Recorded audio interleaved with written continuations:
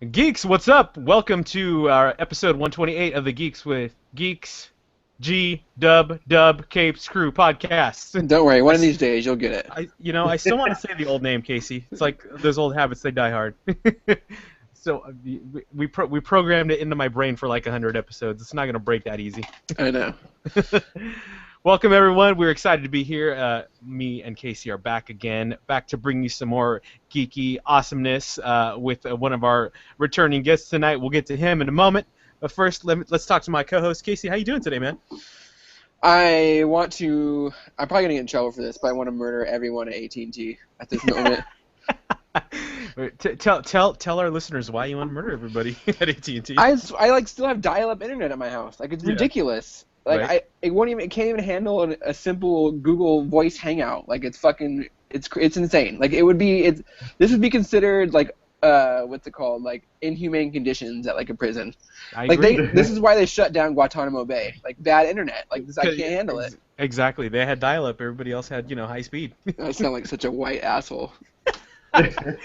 They're like, really? That's your biggest problem? Yeah.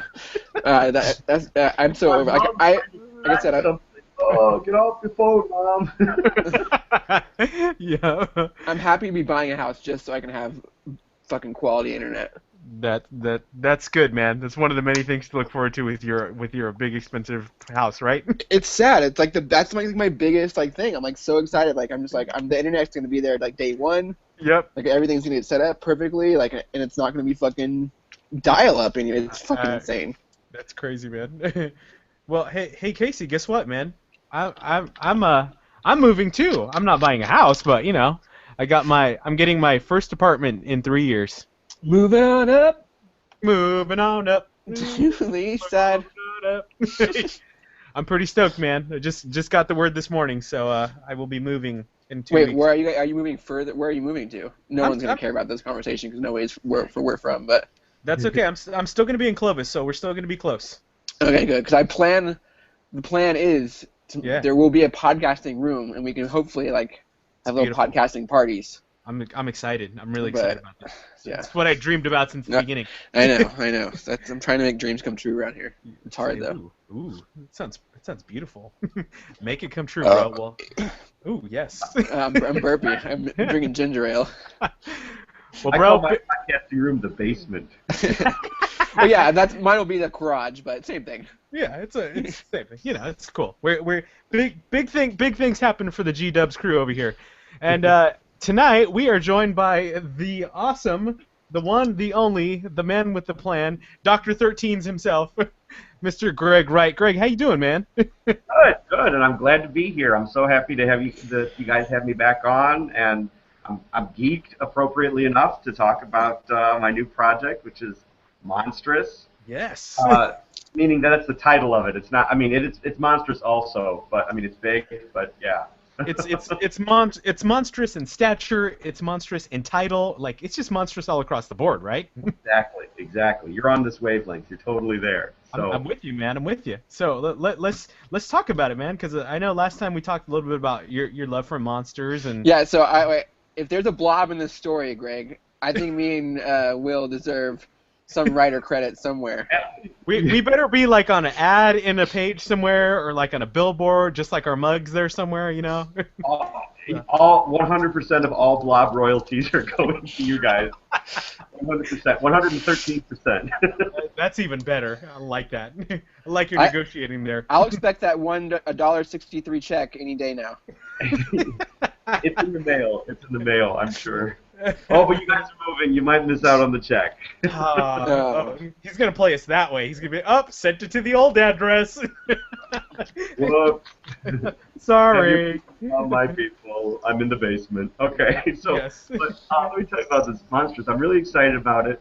It's set in Frankenstein's Europe. You've got steam-powered robots. You've got all your classic monsters like Dr. Frankenstein, his monster. Dracula makes an appearance. You get Wolfman. Each one of the issues is self-contained. It's a separate story, so you can buy them in any order, read them in any order. Okay. And just Wednesday, the first issue came out. People can get it digitally at Comixology. It's just Monstrous #1.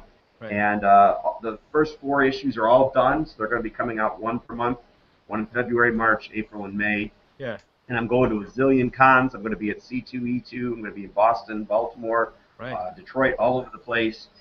So, people can come and check it out and see me. We had a Kickstarter last month that was very successful. Those rewards are going to be going out to people soon. So, really psyched about this. Yeah, dude. Seriously, it's rad. Yeah, you sound psyched, and I'm gonna commend you on something. And you're a monster fan, so I'm sure you do this all the time. But you said Dr. Frankenstein and his monster. I want to make that very clear to people. Frankenstein is the doctor, not the monster. We always this comes across. I have this argument almost daily. Yeah. Almost daily. Yes. Well, a friend put it to me this way, where he was like, let's see, knowledge is knowing that Dr. Frankenstein is not the monster, but wisdom is knowing that Dr. Frankenstein is the monster. Yes. Yeah, that's way too smart for me.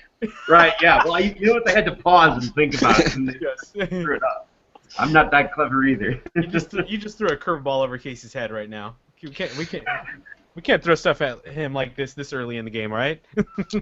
So what's the overall plot of Monstrous? Well, in the first issue, like, it's basically like the Wild West, except instead of cowboys and Indians, it's monsters versus robots. The bad guys aren't all that bad. The good guys aren't all that good. Everybody's a little bit monstrous. So the first issue, the story there is a little girl hires a 6-foot-tall rabbit monster to track down her father's killer, who's a snake monster. They meet Dr. Frankenstein and Igor, and they meet Frankenstein's monster. And it really kind of parallels, like I said, the Wild West stuff. It parallels the plot of True Grit, where you have the young girl hiring the bounty hunter. And all of them are really kind of riffing on old John Wayne Western plot lines. Right. In the second one, it kind of riffs on Big Jake. Third one on Three Godfathers, and the fourth one on Rio Bravo, which is one of my favorite westerns. And also kind of riffing on other movies that it spawned, like Assault on Precinct 13. So there's all kinds of pulpy, goofy, weird, funny goodness that all gets mashed up into one. There's zombies, there's demon spiders, there's something for everybody. There's no blob. you mentioned there's one monster. I know we talked about the blob. I love the blob earlier. They didn't want to pay us, Will. I know. See what happens? Writer. He's going to come out later when hopefully we forget about it. That's what Greg's thinking. Like maybe Monstrous Volume 5. Yes. Oh, the blob. Yes. So Greg, being that these are all like self-contained issues, and you said we can read them in any order, is there going to be like any characters that we'll see recurring in the books over time? Yeah, I really want to bring them back because without spoiling too much of what happens at the end of the first issue, there's something. The little girl gets her revenge, but she gets more than she bargained for, and I'd love to see the repercussions of that. In the second one, a man is dying and has his brain put into a robot suit by Dr. Frankenstein. Then Igor is his sidekick riding shotgun and doing tech support on the robot stuff. And again, I just love to see like what adventures do these guys get up into next. Right. The third one is like three bumbling monster criminals who are kind of like the Three Stooges. Yes. And again, I feel like the scenarios write themselves. Like, just throw them into whatever. Right. How much fun is it like being able to like come up with like decide which monster you want to write about next and coming up with these stories? Like it's gotta be a blast. It is so much fun. Plus, I get these emails from my artist Ken Lamug. He's an artist out of Las Vegas, and so he sends me what he's working on. And every time I get an email from him, it's like Christmas and my birthday and Easter and I don't know, St. Patrick's Day with less hangovers. But it's exciting, and I love it. And he sends these things to me, and I geek out and spaz out as I'm kind of doing right now. Right. Excellent. Love it. But how do you decide what monsters or what robots we're going to be focusing on each book? Do you just have a hat and you just pick them out, or? Well, I try to alternate it. Like this one is about mostly good guys. This one's about mostly bad guys, and so we kind of riff back and forth. The first one and the third one are kind of the bad guy oriented. The second and fourth one are sort of about the good guys. In the fourth one, you got a deputy and her father are defending their jail from voodoo priestess and zombies and demon spiders and a werewolf and all this jazz. Right. So like, it depends on which side of the coin that I'm focusing on, good or evil. And and you get just sort of riffing on all the classic stuff from like Universal Studios and Hammer Studios. I love all those movies where kind of crazy stuff going on all the time. Yeah. Did you do any research going into this? Did you focus on any like monster movies or material where you really wanted to kind of pull certain like plot points or aspects away from those specific genres? Yeah, I've actually, I know this sounds kind of, again, like you're talking about white people problems. It's like, yeah, I did a lot of work. I watched a lot of movies. But it's true. I went back and I read some of the classic 70s Marvel stuff that's, like Monster of Frankenstein, The Tomb of Dracula. How do they handle these other monsters? It's also kind of steampunky, so anytime I run across something that's steampunk, I read that and see how do they handle this, bringing in airships and, the robots in the first one kind of look like TikTok from Wizard of Oz set, or the Oz books, rather. So, yeah, I try to bring in whatever I can from all over the place. I've also watched a lot of Westerns to try to get the tone right, so I didn't just watch Rio Bravo again. I watched Rio Lobo, and I watched El Dorado, and Rio Bravo is still probably the one to watch. The other one's kind of like, oh boy, it feels more like work. Yeah. So, go ahead, Casey. I was gonna say, did you feel like your experience with Kickstarter this time was a little different? It seems like you had a little bit easier time, maybe meeting your goals and getting this book made. I think it probably accumulates over time, because I think you build up people who are like, oh, I've heard of this guy, or I've read his book. They read, a lot of people were like, hey, I love Wild Bullets, I want to check out Monstrous. Also, we did the Kickstarter a little bit differently from how a lot of people do. SourcePoint Press signed on with me, or I signed on with them, and they put in the money to have it printed, so it was already from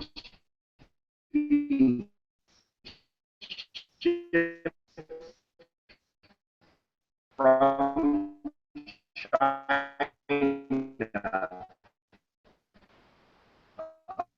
When we started the Kickstarter, and the Kickstarter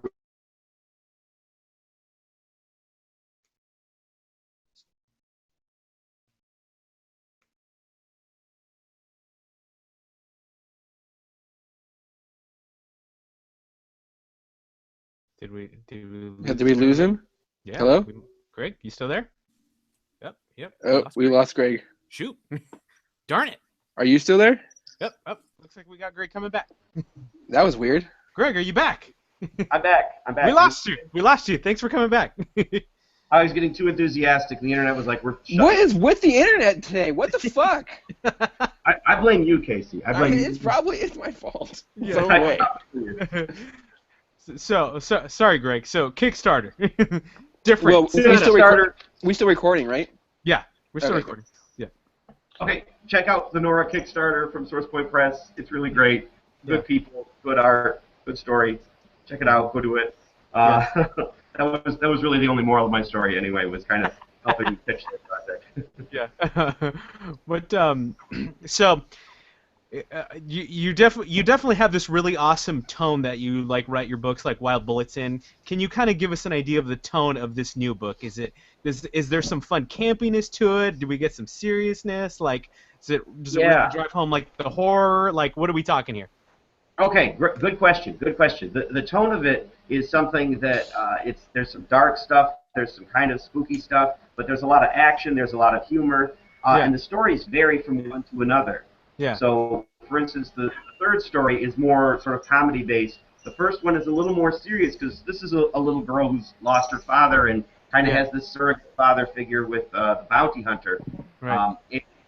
So all of them have some humor in them. All of them have some action. All of them have something that's kind of, a little bit creepy or a little weird.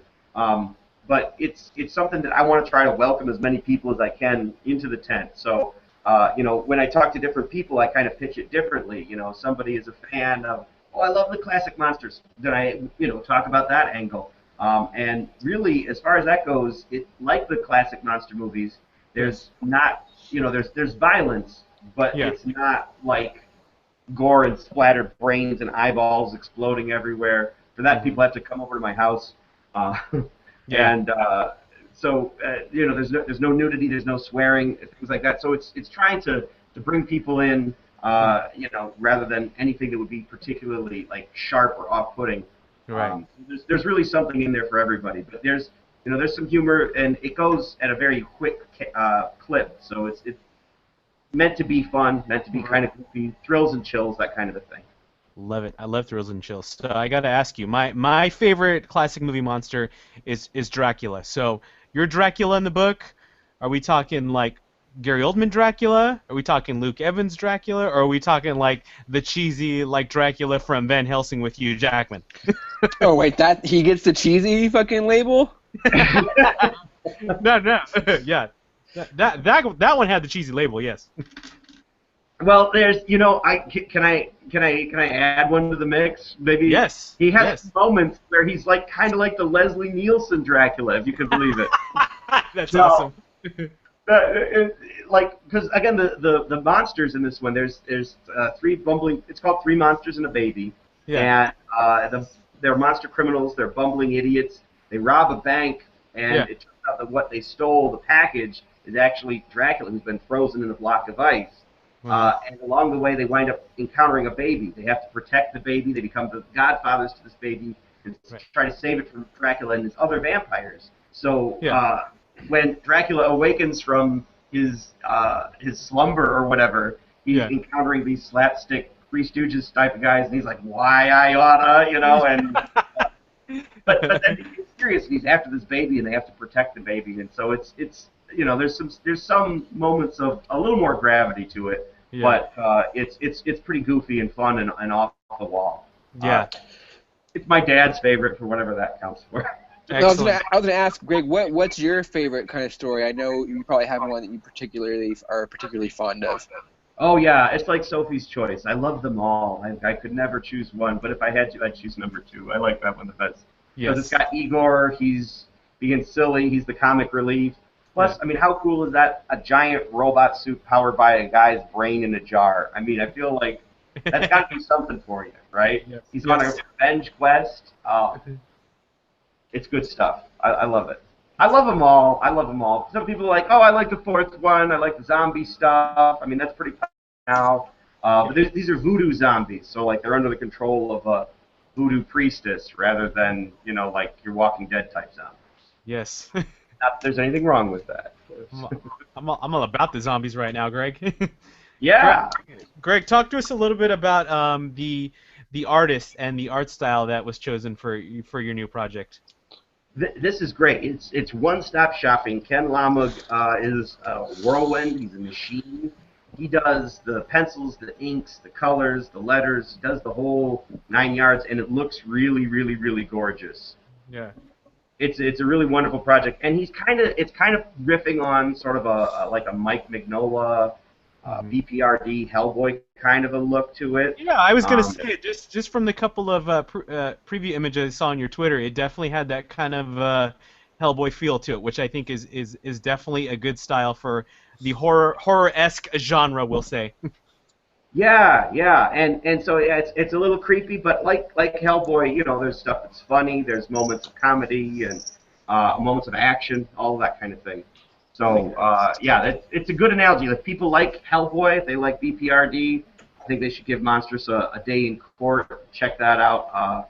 It's a lot of fun. Plus, you get to see horrifying monsters turned into comedy, and then comedy figures turned into horrifying monsters. So that's got to do something for people's brain, and if it doesn't, then their brains belong in jars on shelves. Yes.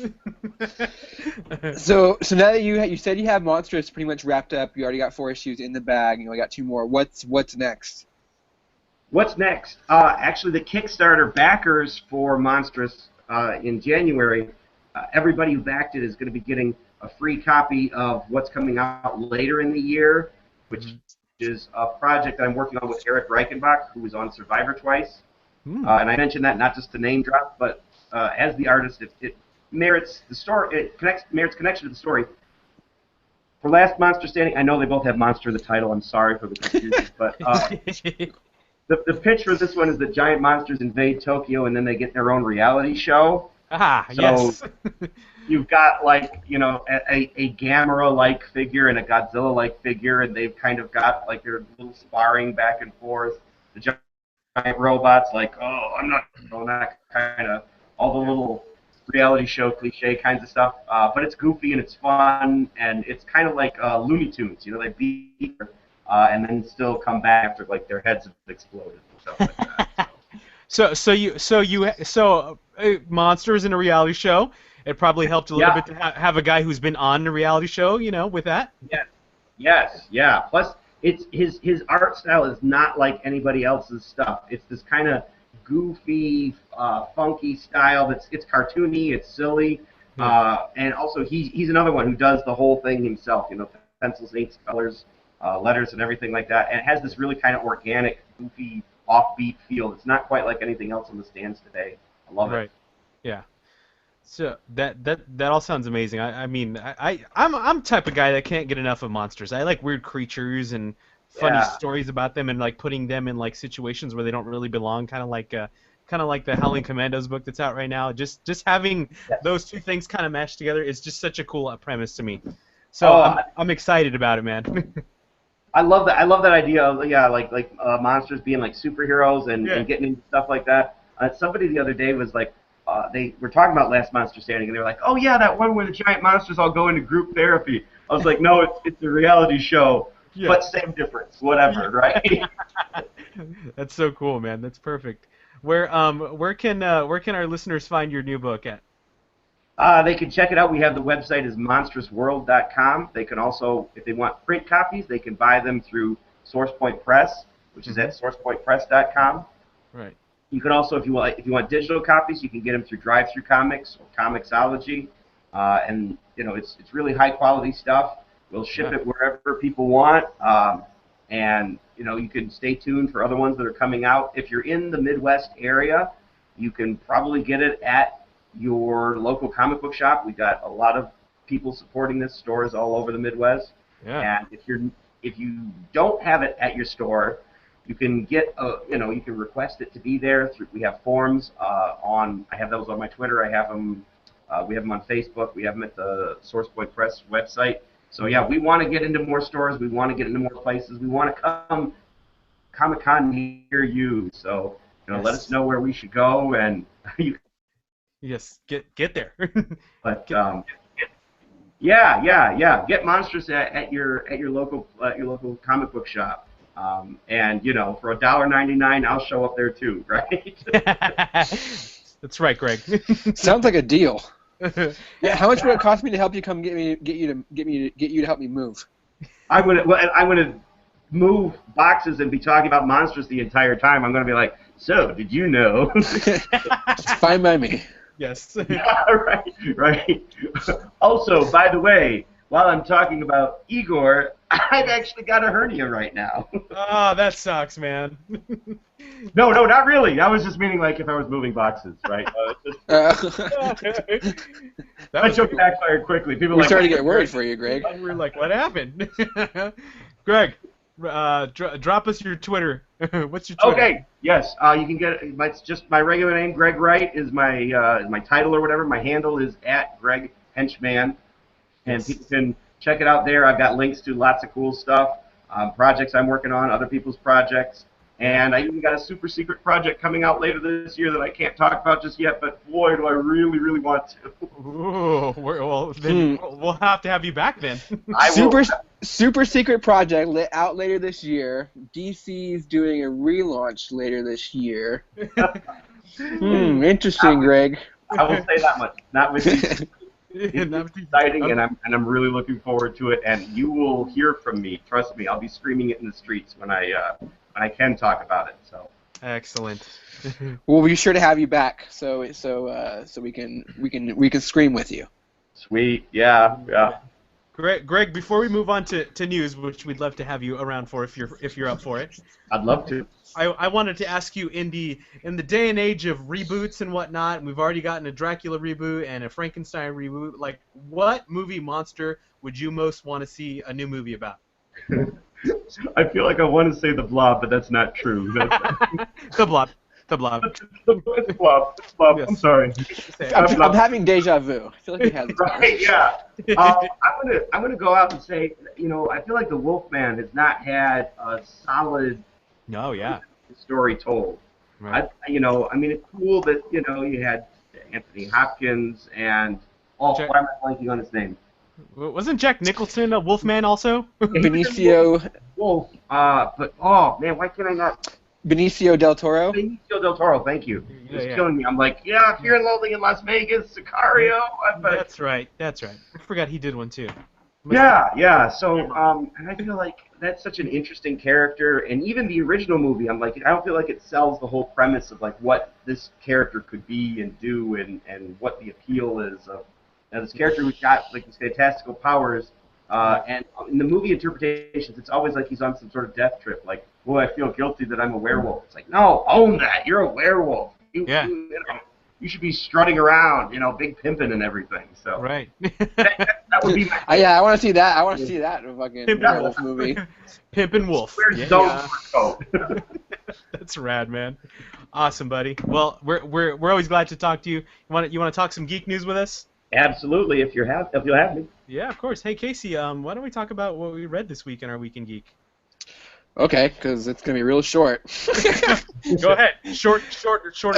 Let's see here. Well, once again, I have a bunch of books I can't talk about.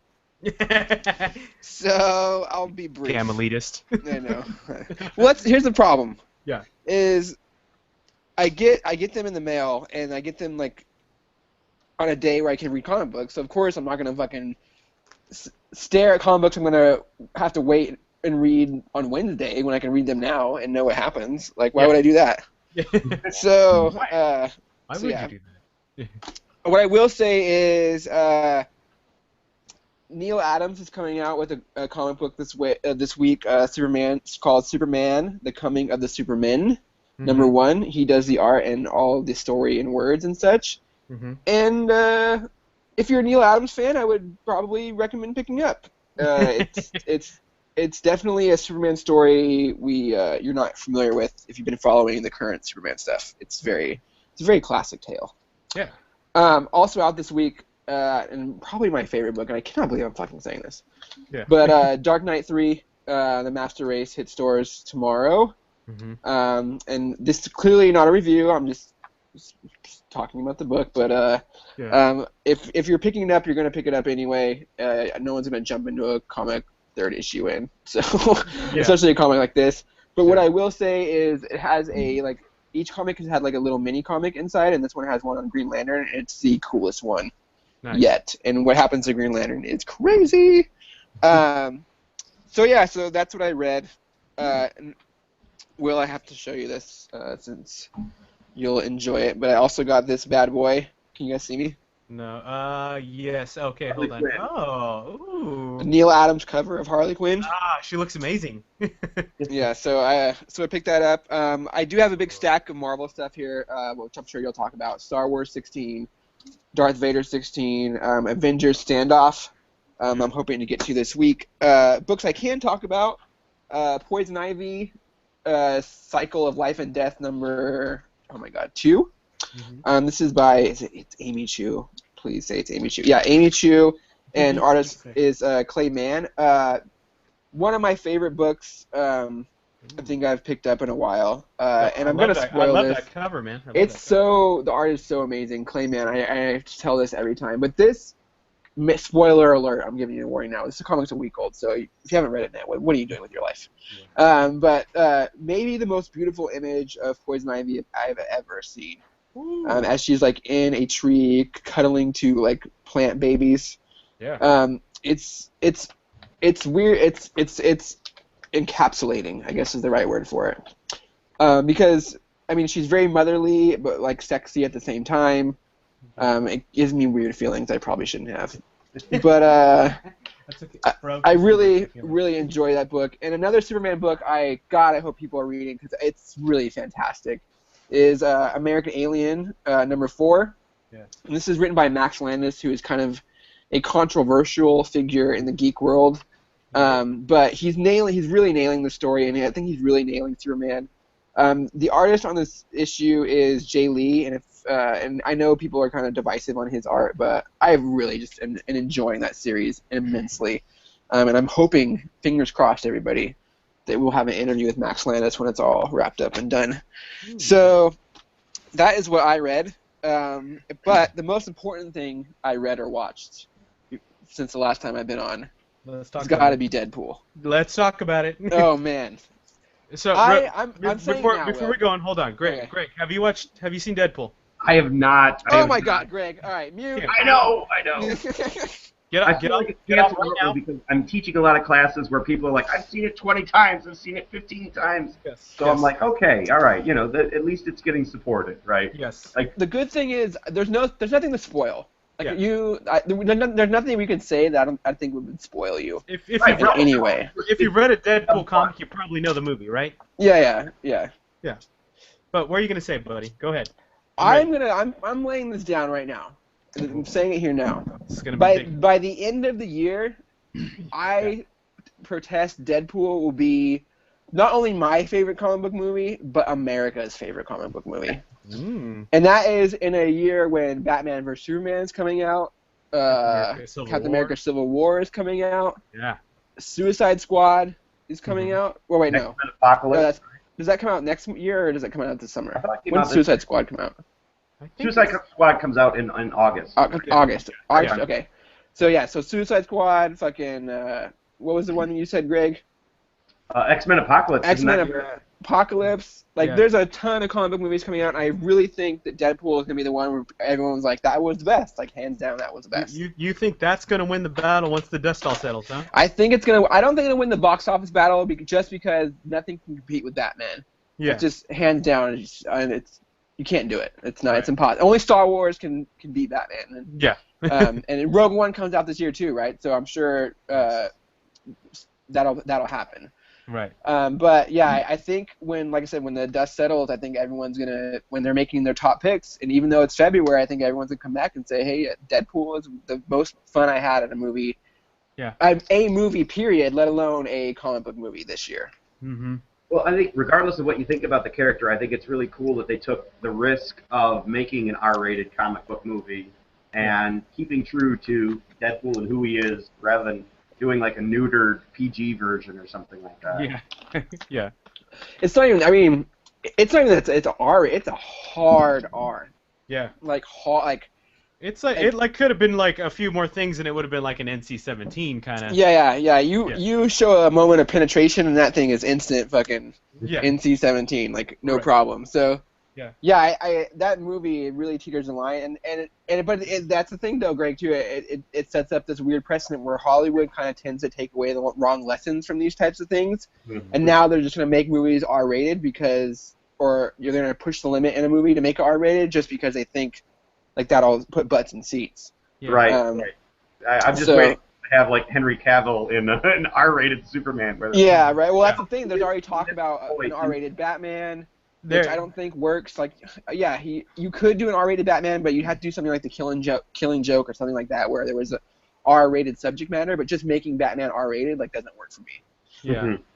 And that's the thing. Sorry, go Will. That was one of the other things I was going to ask you is do you feel that this is Do you feel that they're jumping the gun too much with already talking about pushing for Wolverine to have an R rating? That's what I was gonna say. Like it's ironic. It feels ironic to me that the one time they push a Wolverine movie to be R rated, it's gonna be the old man's. It's gonna be the old man Logan story, and the crux of that entire story is he doesn't pop his claws. Yeah. So you're gonna have an entire movie. An R-rated Wolverine movie where he never uses his claws, that just seems backwards. Yeah. But, I mean, you could still make it ultra-violent and gory. He never has to use his claws. It's totally doable. Yeah. In fact, what I really hope they do is because Hawkeye plays a critical role in that whole storyline, would be really smart for them to do is to switch out Hawkeye and Deadpool. And have Deadpool have some kind of ailment, too, where he was, disabled in some way. Like, maybe, he lost, half of his head and couldn't grow it back or something. So I think they're gonna have to play with those different roles that these prominent Avengers hold in that storyline. Yeah. and switch them out with X-Men. I think Deadpool's gonna fill a lot of that. You're gonna see a lot of Deadpool from now on. Yeah.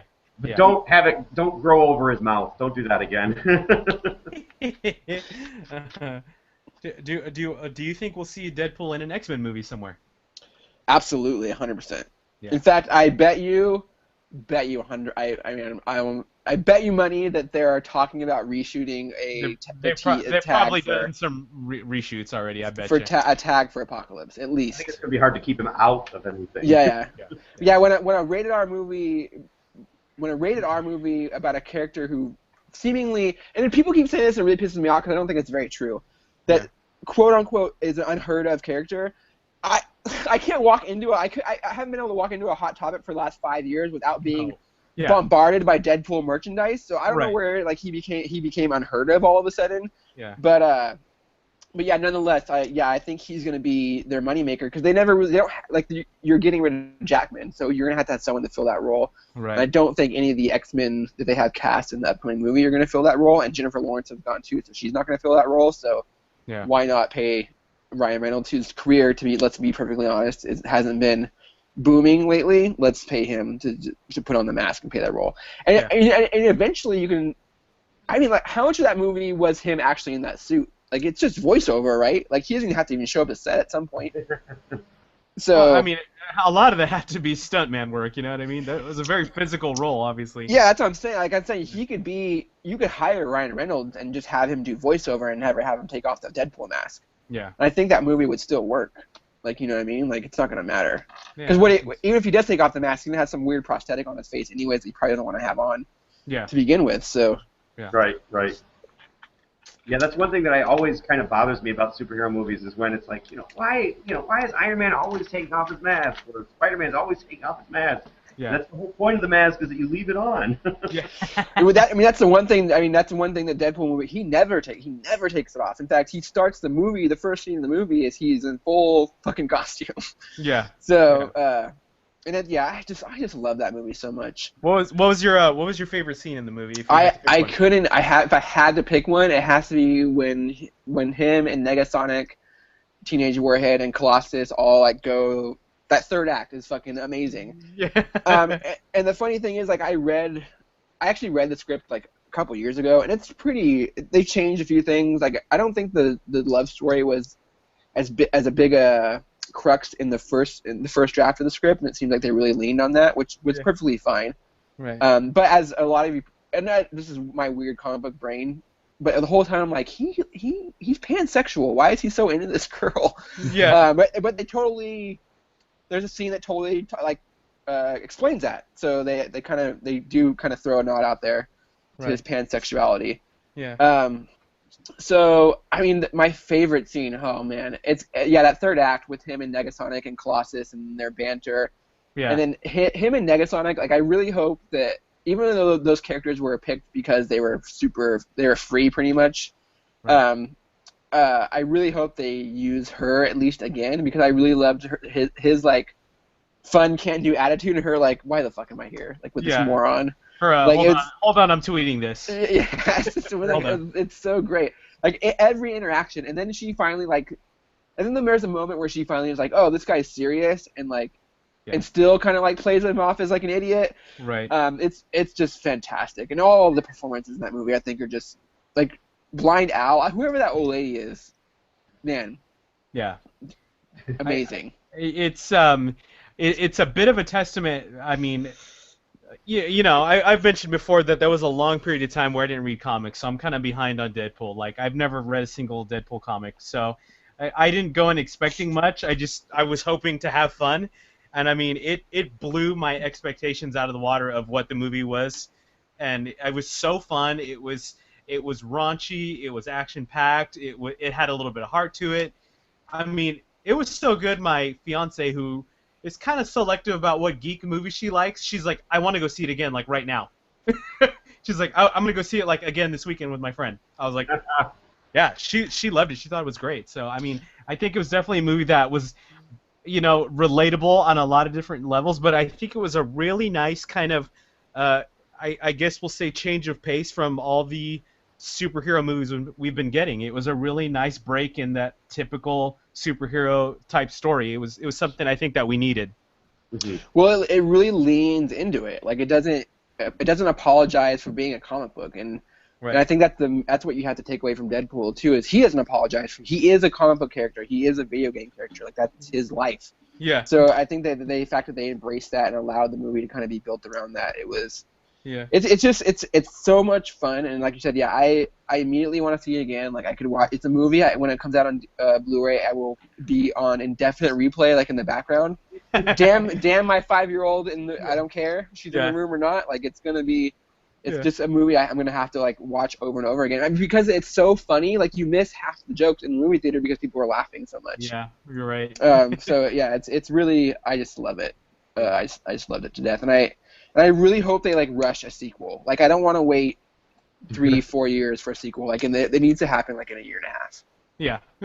They need to get on the Star Wars schedule with that. And I really think they will. Cause I just like I said, I think Fox knows it, or now they know. Yeah. The Deadpool is going to be their like moneymaker, so yeah, there will be no shortage of Deadpool. Yeah, they don't ever want to give him back to Marvel ever again. No. Yeah, no. Good stuff, man. I'm excited. What else? What did I read this week? I didn't read much either, man. I caught up on the rest of Invincible Iron Man. I read the end of the first story arc, which was the Madame Mask story arc. I love the book. I love the artwork. Then I kind of started reading the new story arc, and I'm not a huge fan of the artist, but that's all right. I was gonna say I knew they were changing the artist. There's no way that our artist is staying on after 6. That first artist is staying on after 6 issues. Yeah, I don't No like the new artist, so I don't know what that's going to do for me. But the end of the first story arc was pretty interesting. We found out what Madame Mask, who she really was. We got introduced to Mary Jane coming into this comic, which I thought was an interesting. Oh yeah, she works for Tony now. She works for Tony now, yeah. And they're still trying to figure out why Doctor Doom is all nice and squeaky clean and looks like like Tony almost. He's like a squeaky clean pretty boy billionaire now. So well, he was granted a new life and a new lease on life by Reed Richards when Reed Richards rebuilt the universe after Secret Wars. So as like a gift to Doom, he like repaired his face. Gotcha. Yeah. Yeah, and now he's all about it. Now he's like strutting around in an Armani suit, drinking some Starbucks. Well, yeah, because that was his whole issue. Is like he felt like he had been wronged by the world, and disfigured and wronged by Reed. So if Reed figured at the end of Secret Wars, well, if I fix this guy's life, maybe he won't become the bad guy. So yeah, that's what he did. And spoiler alert, the end of that first story arc ends with a good old-fashioned exorcism performed by Doctor Doom.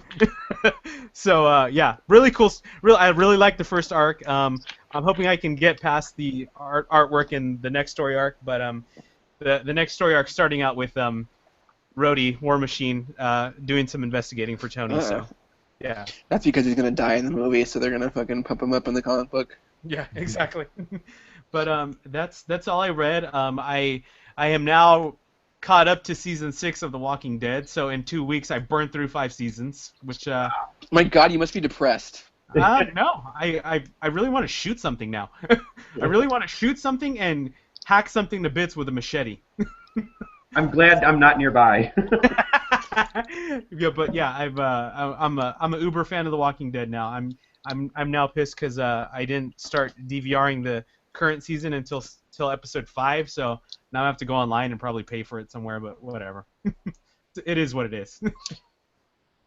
Yeah, my problem with that show is there's too many episodes. Like, it just needs to be like 5 really. There's usually only 5 like good episodes an entire season. Like, just give me those 5 episodes and get rid of the other 20. I will say season 5 definitely was probably like one of the more boring seasons. There was a lot of like really slow episodes, a lot of like very like kind of depressing dialogue based episodes, but then of course at the end they kick it into high gear and they make you remember why you really like watching that show. So it's kind of I guess the formula works, but whatever. I'm addicted, so it got me. But yeah, that's me. Greg, what do you got? What I've been catching up on is it's older, but you're speaking of Reed Richards. This week I've been reading James Robinson's run on the Fantastic Four, which is writing all the way up until the end of it all. And yeah, I like it. I mean, I'm sorry the Fantastic Four has kind of gone away, and you want to talk about like recent spate of comic book movies. There's been nothing that's been hated nearly as much as those Yeah. Fantastic Four movies. Oh, that poor movie. Yeah. Why is it so hard just to make Swiss Family Robinson's face? Like, I don't understand. Yeah. Like, just make a family movie set in space. Right. Right? Yeah. Lost in Space with Fantastic Four. Not hard, but whatever. But Greg, yeah, sorry. No. But that's it exactly. Is it's like why, and also for the comics, I've never understood why. I mean, like Jonathan Hickman put so much into it, and people were so excited about it, and it's just kind of like the enthusiasm just wanes fast, and it's like there's still a Fantastic Four. They've still got lots of cool stuff that they can do, and lots of stories that they can tell, and things like that. But I wonder, Greg, how much that comes from editorial, because like.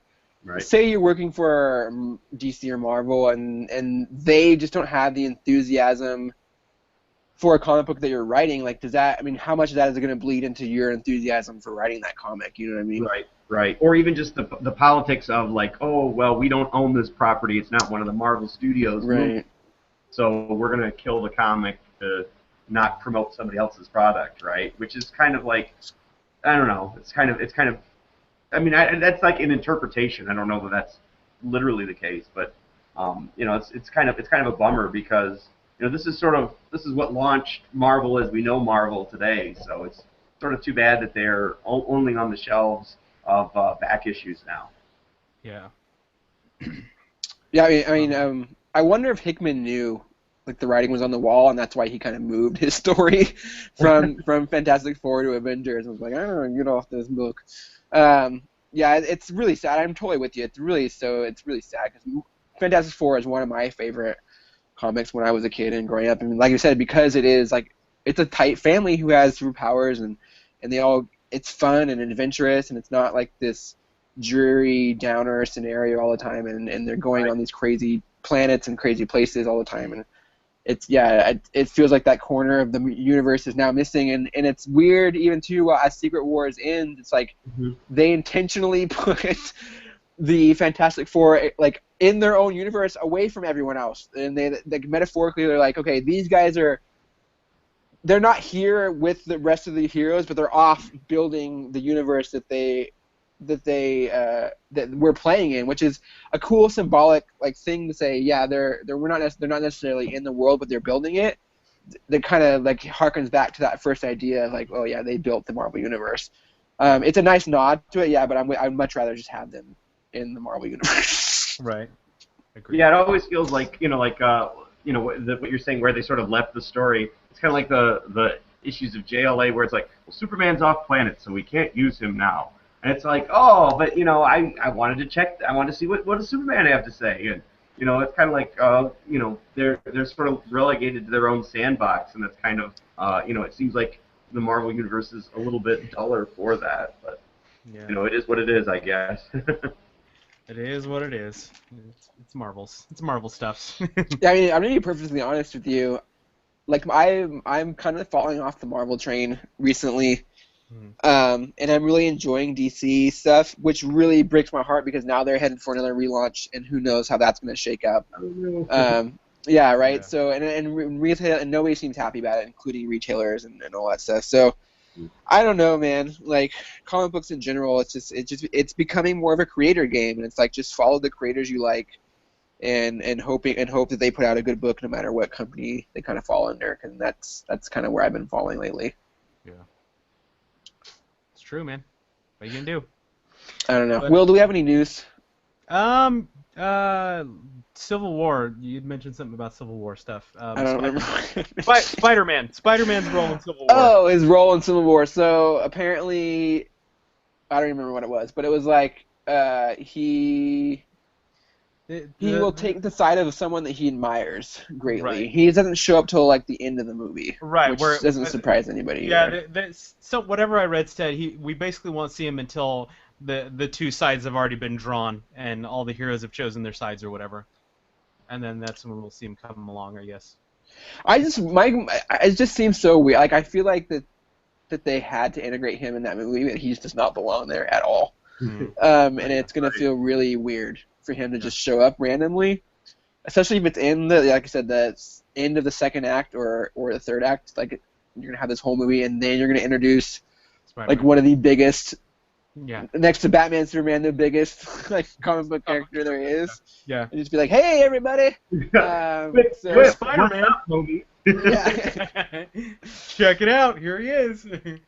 It'll be interesting too to see if he starts breaking the fourth wall now too, even though that's not like a Spider-Man thing. But I wonder how many characters will kind of pick up that trait now that Deadpool made it so popular. Yeah. I don't know. I'm super excited for Civil War. The buzz around it has been phenomenal. Apparently, everyone's saying it's Marvel's best movie again. Captain America just keeps stealing the show, which makes me happy because Captain America is my favorite comic book. Yeah. So and those movies, I feel like those are the best of the Marvel movies for my money's worth, anyway. Yeah. No, yeah, I think 100%. Everyone agrees with that. I think unanimously, and it's because they are so grounded, but at the same time, they do get that comic book kind of sensibility. I really hope, my God, honest hope, is Doctor Strange kind of takes that title away from them, because he is a character. He's my second favorite Marvel character, and he's just a character I think is made for a movie. And the last magic thing that was really cool that we got on screen was Harry Potter, and like, let's be honest, that's fucking for kids. So I want to see an adult magic like fucking bat. And those pictures came out this week, and he looks goddamn amazing. Like the collar is there, and the amulet, and the Eye of Agamotto, and the cape. Oh man, that was so cool. Yeah, he just looks so good, and I'm so stoked for that movie. Yeah. Hey, you know who I don't know, I'm sure they probably announced it, but I just saw it like right before the show. Gwyneth Paltrow is going to be in Civil War. Pepper Potts is coming back. That's exciting. I wonder if she's probably just there for like a scene. Yeah. Yeah, she's probably going to come in with Spider-Man and be like, Swift, what's up? This guy showed up in the lobby. Just gonna escort him up to your. She's gonna be like, Happy, we really need to get down on security here. That's like a tongue twister. Pepper Potts and Peter Parker show up and pose Pilfering the perliferous, I don't know. But yeah, that's it. Cool. I do want to talk about the last Batman vs Superman trailer. Okay, the Batman one, because that one actually got me a little bit more excited for the movie. I know I've been kind of down on it. Yeah. I feel like we've seen too much, and so have I.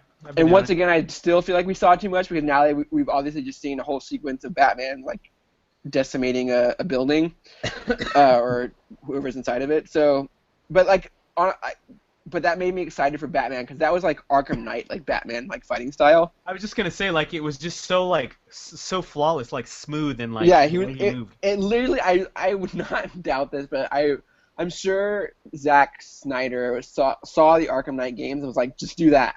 Because that's what it looks like. He's literally like hits the guy behind him, bounces to a guy in front of him, like body slams a guy, like clotheslines the guy's head through like a wall. One of his like kids was playing it or something. He was like, hey, that right there, that's how I want him to fight. Do that. It's exactly that.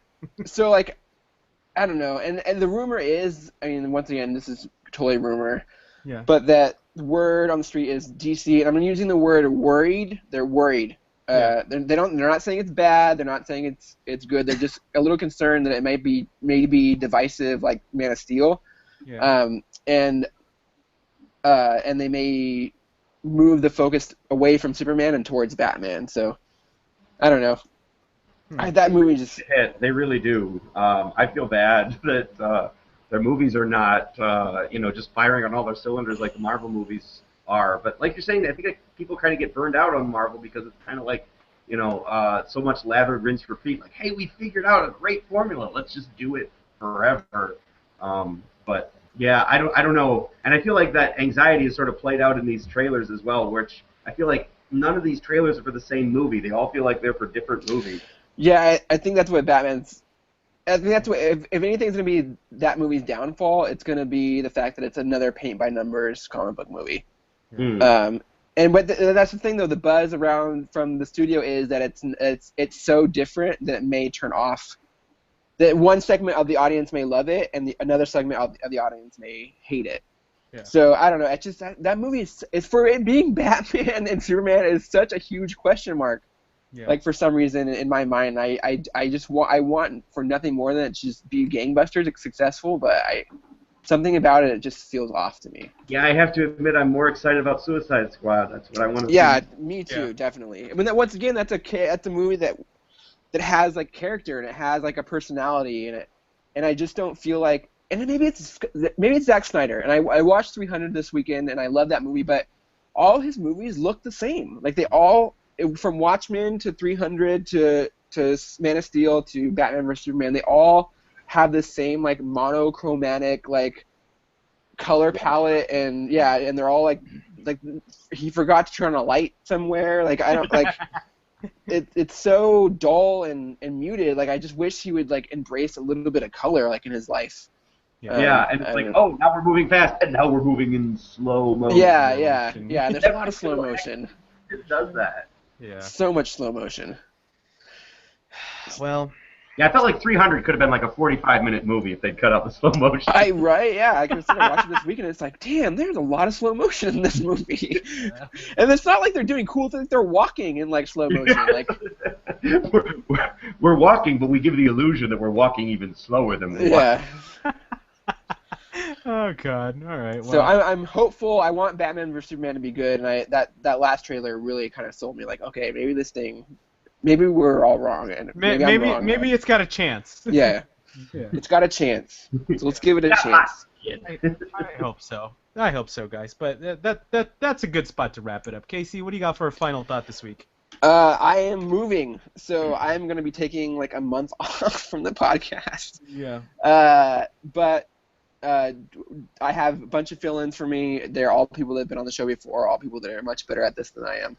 So you guys will be in good hands. We have some awesome guests coming up, including Greg Rucka. So stay tuned for that stuff. As always, it'll be Tuesday night, 7 p.m. live. Yes. And then go to the GWW.com because there's just amazing stuff happening there. We have a review for Far Cry Primal, which can't wait to do. I just want to move into my house so I can get GameFly again, so I can fucking rent Far Cry Primal. I really want to dig into that. It looks like a cool game. We also have a review going up for Neil Adams. What's that book I talked about earlier? Superman: The Coming of the Superman #1 going up tomorrow. There's 3 reviews up from Adam right now. Ghostbusters International #2. Oh my God, I'm blanking. And 2 other ones. Street Fighter Cross G.I. Joe, which, spoiler alert, he did not like. And there's another one. I think it's good. So go check that out. There's always stuff going on at GWW now. It's pretty amazing. I'm really proud of that team. So that's all. Well, good luck, buddy. Good luck with your move. And we hit 20,000 Twitter followers. So if you're not following us on Twitter, do so already because you're not a cool kid apparently. Good luck with the move, buddy. We look forward to seeing you when you're back. Yeah, I'll pop in. You know me, I can't leave for like too long, so I'm sure I'll come up a bit toasty. Come up with a fucking. I'll pop in once in a while. Just fucking little head in the corner like toasty. Yeah, that was a '90s Mortal Kombat reference for everyone over the age of 30. Yes, everyone who's our age. Yeah. I will not stay away for long. All right. Well, we hope not. Well, but anyways, good luck, buddy. And Greg, final thought this evening? Yep, just another request/plea for everybody to check out Monstrous. You can go to monstrousworld.com. It's from SourcePoint Press. You can also check it out at sourcepointpress.com. It really is a good time. People will love it. Or I will, in recompense, give you, I don't know, a high five, a hug if you don't like it. I don't know. I have no idea. That actually sounds more like punishment. Like, you're making it worse. But no, I think you'll love it. Go check it out. You can get it at Comixology. You can get it at Drive-Thru Comics. Or if you want to buy a paper copy, you can go through sourcepointpress.com. So please check that out. Greg, it's always an awesome pleasure having you on, man. We look forward to having you back when your next project drops. All right. Thank you so much. Will, I have one more. I have to mention this because I forgot. It's a really big deal. Dropping probably, what's today? Today's Tuesday? Today's Tuesday. Dropping probably Thursday. Yeah. An interview with Garth Ennis about his new project at Image. So, so that's a big deal. So Sweet. check that out. He's a cool guy. He's a dark fellow. So yeah, that's dropping on hopefully Thursday. Gotcha. Well, as for me, I don't really have much of a final thought today, except for stuff. I'm getting married and moving too, so yeah, good times. Adulting, love it. Being an adult sucks. But anyways, guys, thank you for listening. Keep checking out the GWW for all the latest on comics, reviews, TV, video games, everything. It's on there. We got it. Go read it. Go check it. We love it. We love you for following. And as always, you can find me on Twitter at Darth Sparrow. Thanks for listening, and for the whole team, we'll catch you on the Geek side.